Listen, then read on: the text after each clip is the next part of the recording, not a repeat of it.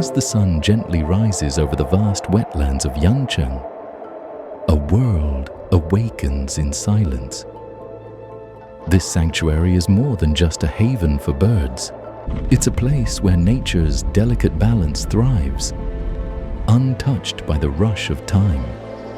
In China, the red-crowned crane is a symbol of luck, fidelity, and long life. With white feathers and a crimson crown, it moves with quiet elegance. Each winter, nearly 1,000 cranes migrate to Yancheng's wetlands, the largest gathering of its kind. Here, the waters stay open, food is plentiful, and the reeds offer shelter. But with only around 2,000 left in the world, their survival is fragile. Thanks to local protection efforts, their numbers are rising.